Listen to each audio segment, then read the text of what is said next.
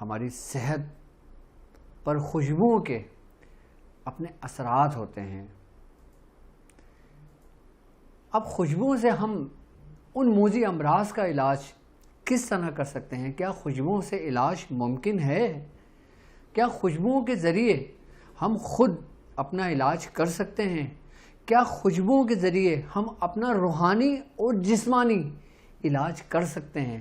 اگر کر سکتے ہیں تو کیسے؟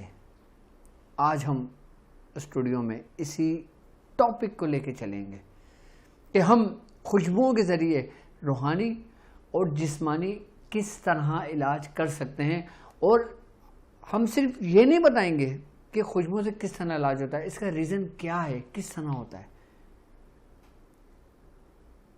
آپ نے دیکھا ہوگا کہ خوشبوئیں ہمیں اٹریکٹ کرتی ہیں، بعض خوشبوئیں ہمیں بہت پسند آتی ہیں اور بعض خوشبوئیں ہمیں اچھی نہیں لگتی۔ یعنی کہ بعض خوشبو جو ہمیں پسند آتی ہے وہ ہماری طبیعت کے مطابق ہوتی ہے، اس کے موافق ہوتی ہے، اور جو خوشبوئیں ہمیں پسند نہیں آتی وہ ہماری طبیعت کے خلاف ہوتی ہیں، جس کو ہمارا دماغ ایکسیپٹ نہیں کرتا۔ اچھا، خوشبوؤں کا تعلق روحانیت کی دنیا سے بھی بہت گہرا تعلق ہے۔ خوشبوؤں کا تعلق انسان کی اچھی صحت سے بھی بہت گہرا تعلق ہے۔ خوشبوؤں کا تعلق ہماری بیماریوں سے بھی بہت گہرا تعلق ہے۔ آج اروما تھراپی کے جس کے بارے میں حکیم ابن سینا نے اس کے بہت سے طریقہ کار بتائے، یہاں تک کہ خوشبو ہم صرف سونگھتے نہیں ہیں، اس کا استعمال بھی کرتے ہیں۔ ہم خوشبو صرف جلا کر اس کی اسمیل ہم انہیل نہیں کرتے، بلکہ ہم خوشبوؤں کا استعمال بھی کرتے ہیں، ایکسٹرنل بھی اور انٹرنل بھی۔ اب کون سی بیماری کا تعلق کون سی خوشبوؤں سے ہے، میں آپ کو یہ سمجھاتا ہوں۔ سب سے پہلے میں آپ کو ایروما تھراپی کے بارے میں بتاتا ہوں، ٹھیک ہے، کہ ایروما تھراپی ہے کیا۔ آپ تھوڑا سا سمجھیں اس بات کو کہ کسی بھی طرز کا کوئی بھی خوشبو، یاد رکھنا کہ انسانی شخصیت، مزاج، نفسیات کے ساتھ اس کی صحت پر بہت اثر انداز ہوتے ہیں۔ یعنی کہ خوشبو اور صحت کے درمیان باہمی رشتے کے نقوش ہم اپنے روزمرہ کی زندگی میں بھی دیکھتے ہیں۔ اب جیسے کسی کو خسرہ اگر نکلتی ہے تو آپ نے دیکھا ہوگا کہ خسرہ اگر نکلی ہے تو ہم نیم کے پتے رکھ دیتے ہیں۔ اب جب ہم نیم کے پتوں رکھتے ہیں اور ان نیم کے پتوں کی مہک سے وہ جراثیم نہیں پھیلتے، یعنی کہ آگے کسی کو لگتے نہیں ہیں، تو اس کا مطلب ہے کہ خوشبوؤں کا اثر انداز انسانی امراض سے بھی ہوتا ہے۔ اب جیسے کہ صحت پر خوشبوؤں کے اثرات کو دیکھتے ہوئے اسی طریقہ علاج کی بنیاد رکھی گئی جسے آج ایروما تھراپی کہتے ہیں۔ اچھا، اس طریقے علاج میں خوشبوات اور ان کے ارکیات سے بھی ہم باقاعدہ طور پر اپنے جسم پر لیپ بھی کرتے ہیں، مالش بھی کرتے ہیں، اور اسٹیم کے ذریعے بھی اس سے علاج کیا جاتا ہے۔ یعنی کہ جب ہم اسٹیم لیتے ہیں اس کے اندر خوشبوؤں کی، جیسے گلاب کے پتے ڈال دی، نیم کے پتے ڈال دیے، کچھ چیزیں ڈال دیں جس سے خوشبو ہوتی ہے، اور جب وہ ہیٹ ہوتا ہے، گرم ہوتا ہے، تو اس کی جو اسٹیم لیتے ہیں نا، اس سے بھی ہمیں بہت فائدہ ہوتا ہے۔ اچھا، حکیم ابن سینا نے بھی خوشبوات سے طریقہ کار بہت بتائے ہیں۔ اگر میں اروما تھراپی کی اگر میں بات کرتا ہوں تو ان میں خوشبوؤں کو صرف سونگا ہی نہیں جاتا، بلکہ ان خوشبوؤں سے باقاعدہ طور پہ تیل نکال کر اس کے مختلف طریقوں پہ ہم اپنے جسم پہ اپلائی کرتے ہیں، ہم جسم پہ استعمال کرتے ہیں۔ اچھا، ایک بات یاد رکھنا کہ بہترین خوشبو ناک میں داخل ہونے سے ہمارے پٹھوں، ہڈیوں پر اپنا اثر دکھاتی ہیں۔ بعض جیسے ہم پھولوں کی اگر ہم بات کرتے ہیں، اور بعض ہم فروٹ کی خوشبوؤں کی بات کرتے ہیں، بعض ہم جڑی بوٹیوں کی خوشبوؤں کی اگر ہم بات کرتے ہیں، تو جب ہم اس کو سونگھتے ہیں تو باقاعدہ طور پر ناک کے ذریعے ہمارے پٹھے اور ہمارے ہڈیوں پر اثر انداز ہوتے ہیں۔ اچھا، اور بعض خوشبوئیں دماغ کے ذریعے ہمارے اعصابی نظام کو بھی بہتر بناتی ہیں۔ اچھا، خوشبو کے جو مالیکیولرز ہوتے ہیں نا، وہ دماغی خلیوں پر، احساسات اور جذبات پر بھی اثر انداز ہوتے ہیں۔ تو اب یہاں تک اگر دیکھا جائے کہ خوشبوئیں، اب مثال کے طور پہ اگر ہم گلاب کی خوشبو کی اگر ہم بات کرتے ہیں، گلاب کے پتیوں کی خوشبو کی اگر ہم بات کرتے ہیں، تو اب گلاب کی خوشبو، اب گلاب کی اگر ہم تاثیر کو سب سے پہلے دیکھتے ہیں تو یہ ٹھنڈک ہے،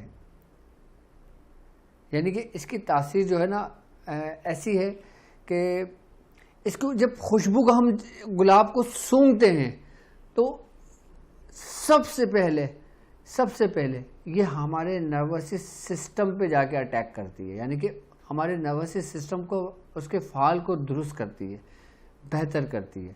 ہمارے جسم میں ایک ہلکی سی ٹھنڈک سی اور ایک سرور سی کیفیت ہوتی ہے گلاب کے پھول کو، اور وہ جو سرخ گلاب ہو جس کو ہم بعض اوقات شادی بیاہوں میں استعمال کرتے ہیں، سہرے میں لگاتے ہیں، اور ہم اس کو میت میں بھی گلاب کی پتیوں کا استعمال کرتے ہیں خوشبوؤں کے لیے، کیونکہ وہ اچھی لگتی ہے انسان کی روح کو، اس کے جسم کو، اس کے نروس سسٹم کو.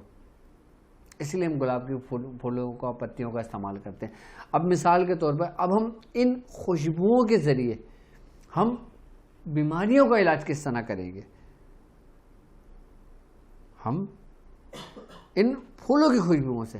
اب جیسے مثال کے طور پہ کسی شخص کو بخار چڑھتا ہے، اچھا، اور بخار اپنی شدت اختیار کر جاتا ہے، تو مریض کے کمرے کے اندر اگر گلاب کے پھول کا ایک بنچ رکھا جائے، گلاب کے پھول کا ایک بکے رکھا جائے، تو اس کی خوشبو سے ہمارے جسم کا جو درجہ حرارت ہے وہ مدھم پڑنے لگتا ہے، وہ کم ہونے لگتا ہے، کہ جس سے ہمارے بخار کو فائدہ ہونے لگتا ہے.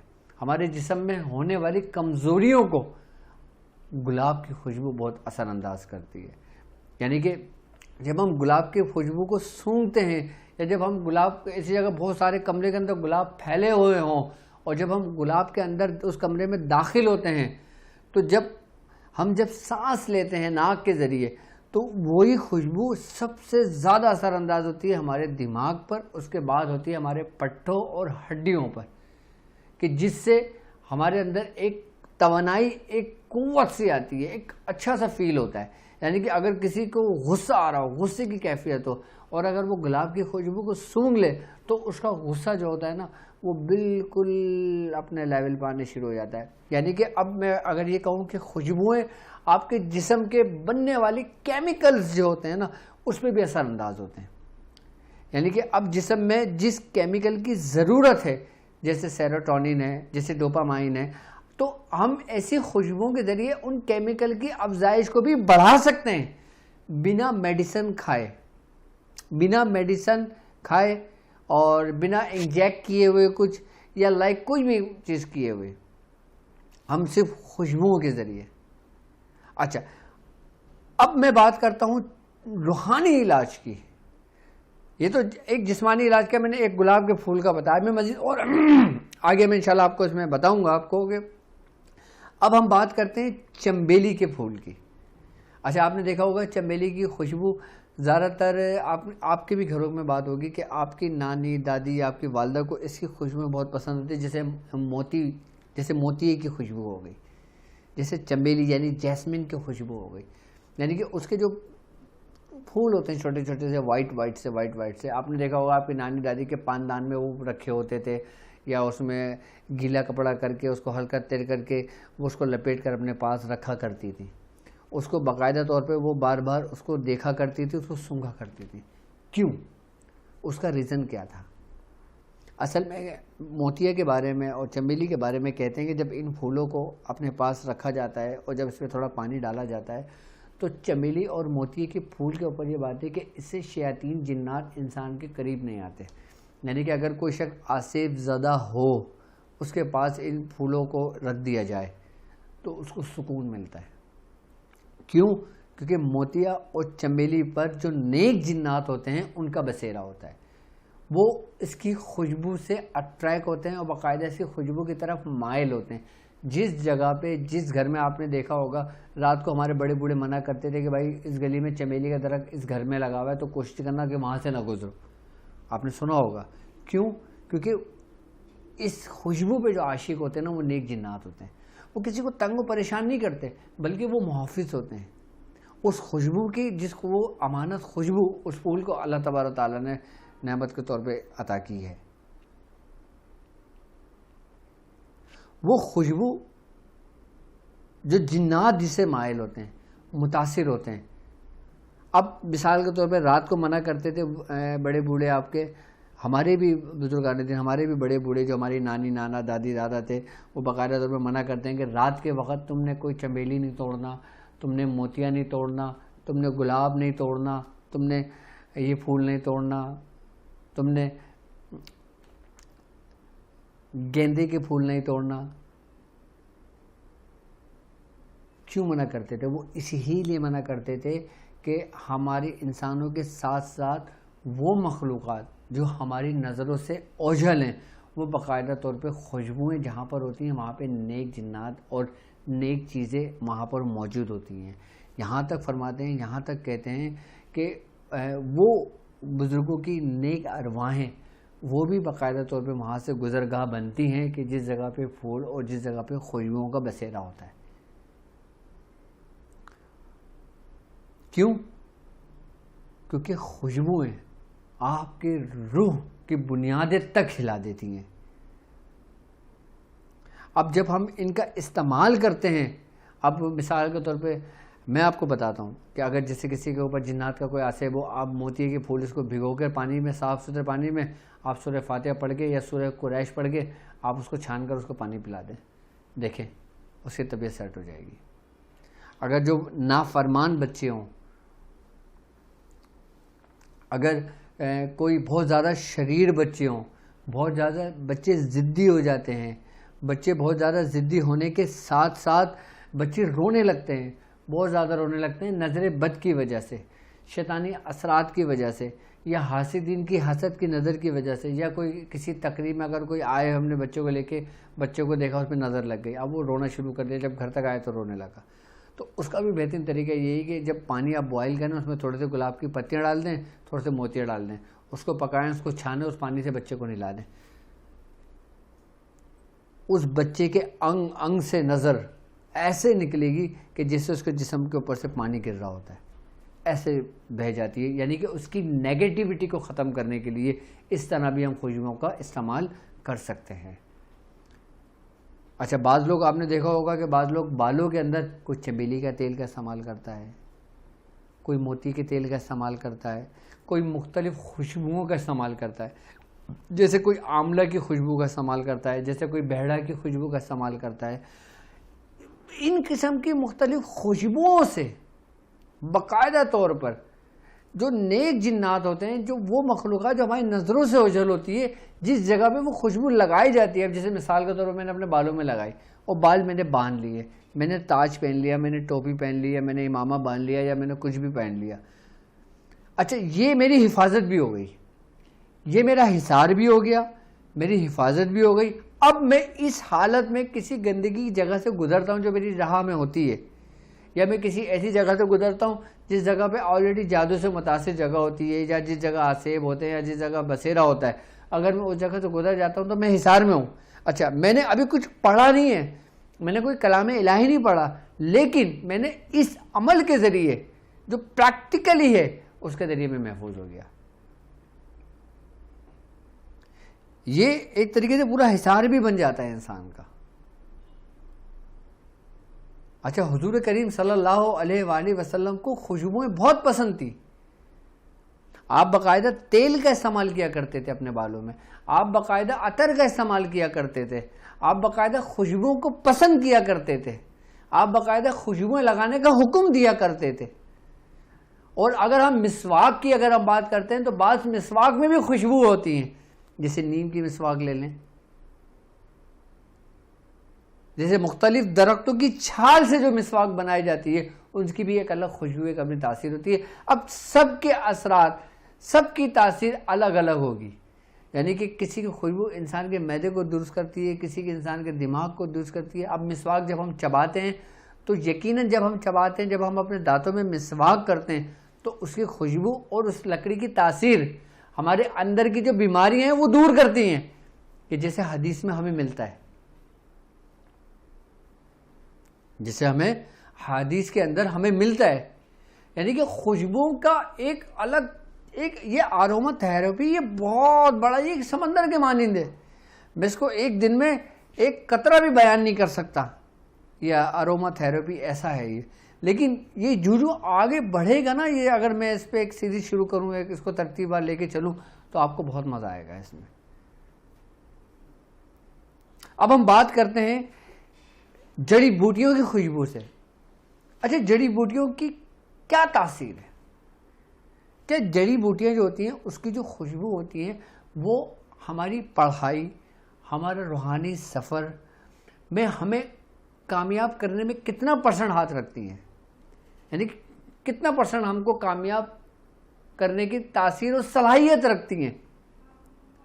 جیسے خوشبوؤں کا استعمال کیا جائے، جیسے آپ نے دیکھا ہوگا اکثر بزرگان دین فرماتے ہیں کہ جب تم سورہ قریش کا عمل کرو تو تم پہلے غسل کر لو، باوضو ہو جاؤ، پاک صاف کپڑے اپنے جسم پہ تن کرو، اس کے بعد تم خوشبوؤں کا استعمال کرو۔ اچھا، خوشبو ضروری نہیں کوئی ایک ہی خوشبو، کوئی سی بھی خوشبو لگا سکتے ہیں۔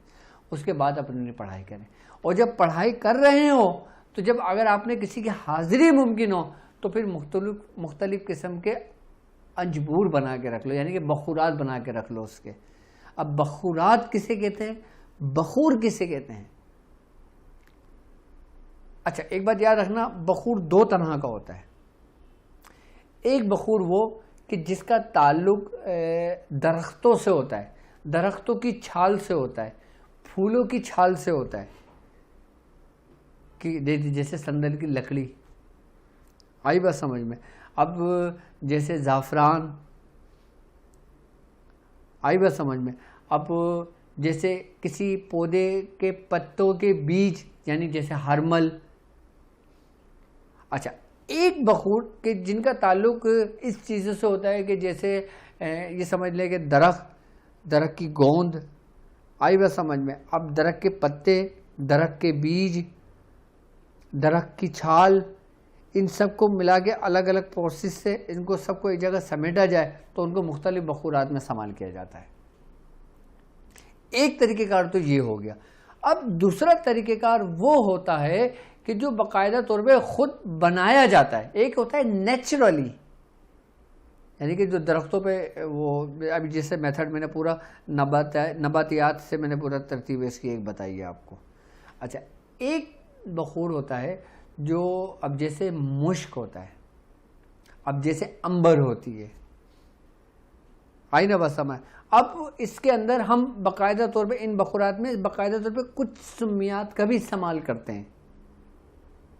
اب اس کے اندر ہم ان کے ساتھ ساتھ اور قیمتی پتھروں کا بھی استعمال کرتے ہیں، جیسے عقیق ہو گیا، جیسے امبر ہو گیا، جیسے عقیق ہو گیا، جیسے فیروزہ ہو گیا، جیسے مختلف قسم کے پتھر ہو گئے، جیسے سنگ سرماہی ہو گیا، جیسے مختلف قسم کے پتھر۔ یعنی کہ اب یہ تو دو قسم کے بخور ہیں نا۔ اچھا، ایک قسم کا جو بخور ہوتا ہے وہ ہے اینٹی بایوٹک، جو ہر چیز میں استعمال ہوتا ہے، لیکن وہ بخور جس میں ہم ان چیزوں کا استعمال کرتے ہیں وہ ہمارے جسم کے اندر، ہمارے گھروں کے اندر سے شیاطین کو پھاڑ کے نکال دیتا ہے۔ کہ جن بخورات کے اندر ہم قیمتی ان موتی جواہرات کا استعمال کرتے ہیں جو بہت قیمتی اور نایاب اور بہت ایکسپینسو ہوتے ہیں۔ اب جیسے مشک ہے، مشک ڈالی جاتی ہے، اب مشک کسی درخت کا حصہ تو نہیں ہے لیکن استعمال ہوتی ہے۔ اب جیسے اب ہم لے لیتے ہیں زال مکشر کو۔ اچھا، زال مکشر جو ہوتی ہے یہ باقاعدہ طور پہ ایک درخت کی گوند بھی ہے، اور پھر اس کو مختلف گوندوں کے ساتھ ملا کر اس کا ایکسٹریکٹ نکال کر اس کو خشک کر کر پھر بنایا جاتا ہے۔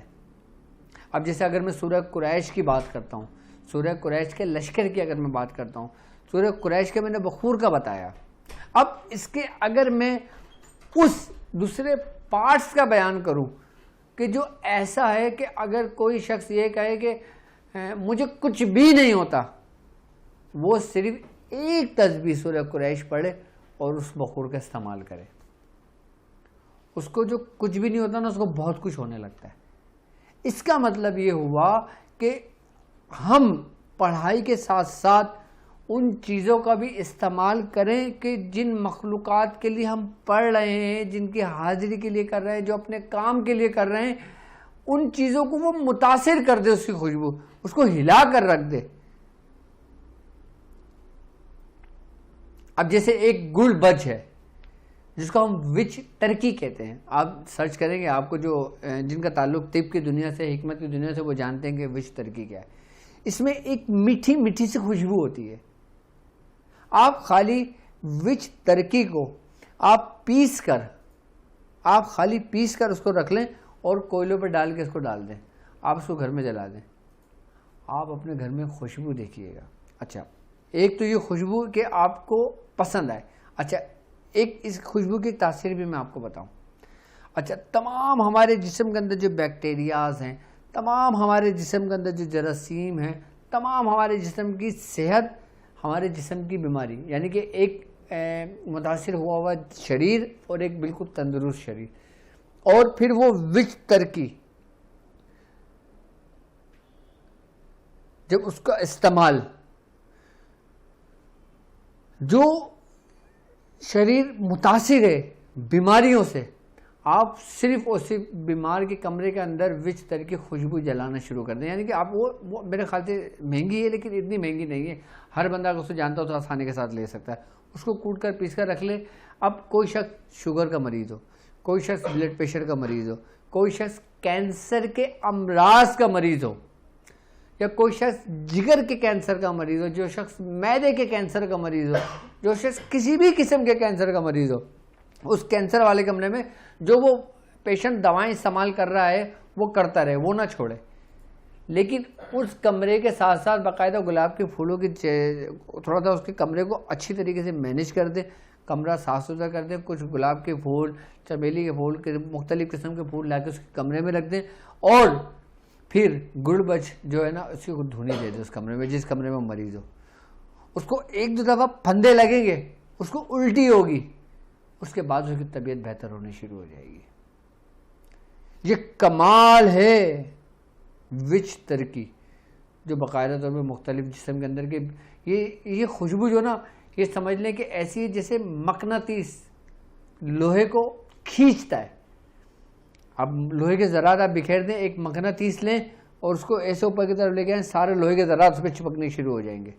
اسی طریقے سے شریر کے اندر جو بیماریاں ہوتی ہیں نا، جب یہ خوشبو اس کمرے میں جاتی ہے نا، جب مریض اس خوشبو کو انہیل کرتا ہے تو وہ باقاعدہ طور پہ جراثیم کو کھینچ دیتا ہے،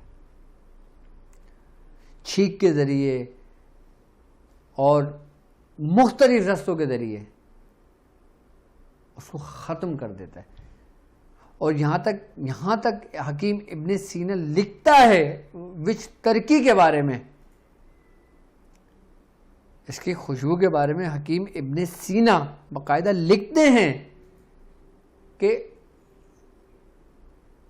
کسی بھی مرض کا کوئی بھی جراثیم، کوئی بھی بیکٹیریا، کوئی بھی وائرس انسان کے شریر میں موجود ہو اور جس جگہ سے خوشبو لی جائے تو وہ وائرس انسان کے جسم میں زندہ نہیں رہتا، جو انسان کے شریر کو کھاتا ہے، متاثر کرتا ہے۔ اس میں باقاعدہ طور پہ ایک واقعہ بھی ہے کہ باقاعدہ طور پہ اس میں نے خود پڑھا، یہ واقعہ کتاب کے اندر اسٹڈی میں نے خود، جب میں اس کی ریسرچ کر رہا تھا ایروما تھراپی کے بارے میں، تو ایک شخص کا جب اس کا جگر کا علاج ہوا، اس کا جگر کا ایک حصہ کاٹ دیا گیا تھا، اور جب وہ جگر کا حصہ کاٹ دیا گیا تھا اس مریض کو کوئی دوا نہیں دی گئی تھی، صرف گڑ بچ اس کی دھونی اس کو دی گئی تھی، اور باقاعدہ طور پہ اس سے یہ کہا گیا تھا کہ اس کے باقاعدہ اس کا تیل اس کے جسم پہ لگایا گیا، اس کی اسٹیم اس کو دی گئی، اس کے جسم پہ اس جگہ پہ جو لیور کا حصہ تھا اس پہ لیپ کیا گیا، اس کا پاؤڈر بنا کر لیپ کر کے ململ کے کپڑے سے اس کو لپیٹ دیا گیا۔ آئی بس سمجھ میں؟ یہ طریقہ اس کے مریض کے ساتھ 1 سے 1.5 مہینہ اس طریقے سے علاج کیا، اور اس کا حیرت انگیز نتائج یہ دیکھے کہ جو جگر کا حصہ اس کا کاٹا گیا تھا، 1.5 مہینے کے بعد وہی جگر کا حصہ آہستہ آہستہ بڑھتے بڑھتے بڑھتے اپنی پوری اصلی حالت میں آ گیا۔ یہ باقاعدہ طور پہ دنیا نے پریکٹیکل کی اس کے اوپر۔ اب اس کا تعلق، اب جیسے کسی شخص کی ہارٹ وین بلاک ہے، اب ڈاکٹر نے کہہ دیا بھائی ان کو انجیوپلاسٹی ہوگی، ان کو انجیوگرافی ہوگی، اب ان کو ہاسپٹل میں ایڈمٹ کرنا پڑے گا۔ اب وہ پیشنٹ جو ایک انتہائی درجے پہ جا چکے ہیں ان کے لیے تو پھر وہ کرانا ہی زیادہ سے زیادہ ضروری ہوگا، لیکن اگر جس کا ابتدائی ہو، جس کی ایک وینس بلاک ہو، جس کے 2 وین بلاکس ہو، اس کو چاہیے کہ اپنے کمرے کے اندر ان خوشبوؤں کا استعمال کرے۔ اس کی خوشبو کی وینس کھل جائے گی، قلب کی، اس کے دل کی۔ جس شخص کا بلڈ پریشر ہائی رہتا ہے وہ اپنے گھر کے اندر، اپنے کمروں کے اندر خوشبوؤں کا استعمال کرنا شروع